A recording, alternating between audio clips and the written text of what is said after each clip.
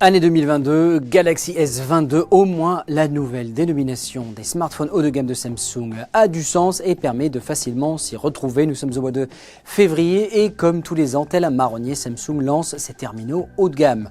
3 terminaux, Galaxy S22 et 22 Plus, on reviendra dessus, et un terminal qui est un petit peu à part, qui est le S22 Ultra.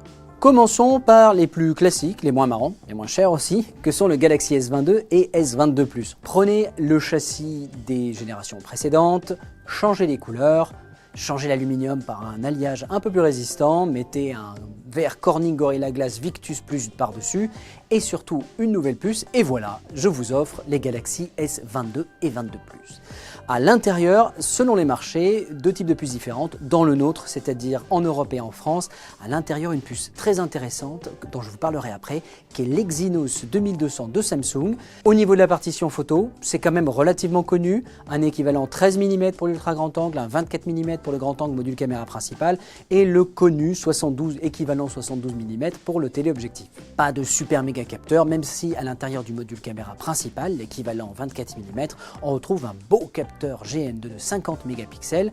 Sur l'ultra grand angle et le téléobjectif, Samsung ne nous a pas communiqué de taille de capteur, c'est là où ça nous embête un petit peu parce que c'est clairement dans ce champ-là que les constructeurs gagneraient à faire des progrès en matière de dimension. Vous le savez, c'est de la physique, plus le capteur est large, plus il capte de lumière, moins il y a de bruit numérique et généralement ce sont les ultra grands angles et les téléobjectifs qui sont les plus bruités. Là, c'est le test qui parlera. Le terminal le plus intéressant, au moins du point de vue technologique, c'est le Galaxy S22 Ultra. Pourquoi ? Parce que quand vous allez le voir, regardez ici, oui voilà, il a un faux air de Galaxy Note. Et oui, il intègre le stylet, le fameux Galaxy S Pen, revu et corrigé, avec désormais une fréquence de rafraîchissement ultra rapide et surtout un temps de réponse vraiment énervé, seulement 2,8 millisecondes entre le moment où vous mettez la pointe sur l'écran et le moment où ça écrit. Oui, c'est complètement imperceptible. Son super grand écran de 6,8 pouces, c'est du Dynamic AMOLED et ça envoie plus de 1700 nits en pic. Autant dire que même en plein soleil, ça sera parfaitement visible. Comme pour ses petits frères, à l'intérieur c'est la même puce qui va le motoriser en France, l'Exynos 2200. Mais là où il va vraiment différer de ses petits frères, c'est dans la partie photo. Le module ultra grand angle, c'est le même. Le petit téléobjectif, c'est le même.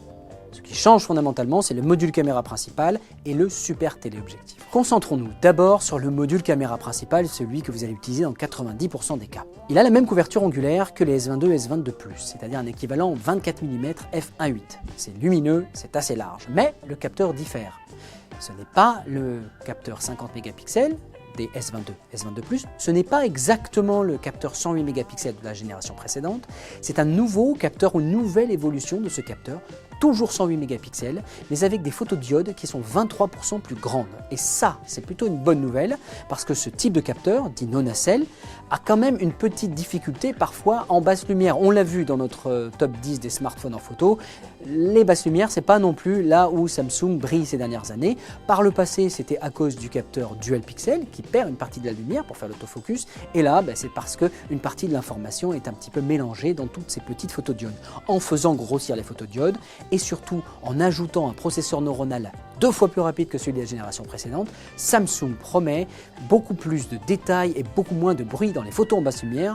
On n'a qu'une chose à dire, c'est qu'on attend de tester pour vérifier cette promesse. Autre amélioration du module caméra principal, la lentille de stabilisation optique. Vous le voyez souvent, vous les voyez dans les iPhones, vous les voyez dans tous les terminaux Android. Généralement, sur le module caméra principal, il y a une stabilisation optique, c'est-à-dire qu'il y a une lentille qui flotte et qu'il va y avoir un échantillonneur de vos mouvements pour essayer de corriger tous ces mouvements parasites.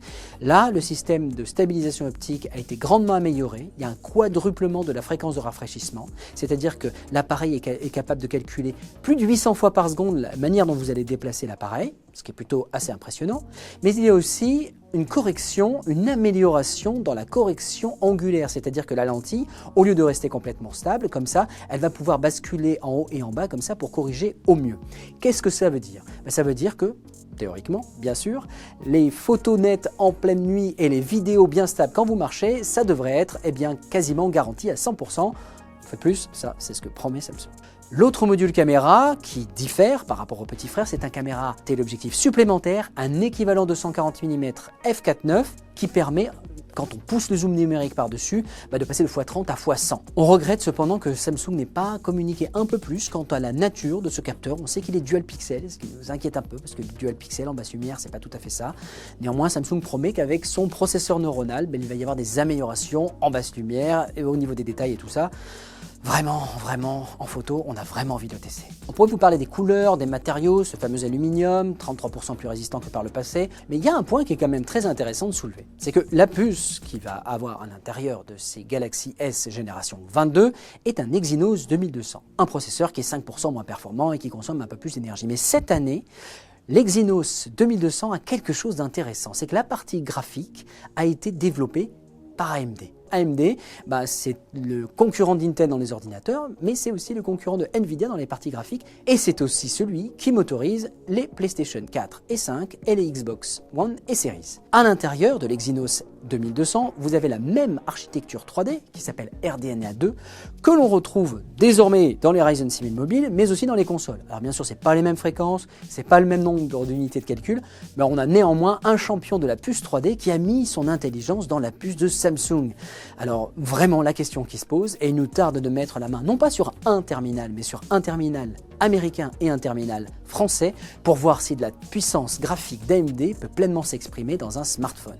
Quand est-ce que ce super terminal va être disponible? Eh bien, comme ses petits frères, les Galaxy S22, S22 Plus et S22 Ultra sont disponibles en précommande dès aujourd'hui. Sachez cependant qu'il y a différents types de coloris selon les endroits où vous allez les commander. Il y a 4 couleurs pour la grande distribution et 4 couleurs exclusives pour Samsung. Et pour les fans et très riches qui veulent se payer le meilleur de la technologie, sachez que le Galaxy S22 Ultra existera uniquement sur le site de Samsung en version 1 Tera de stockage.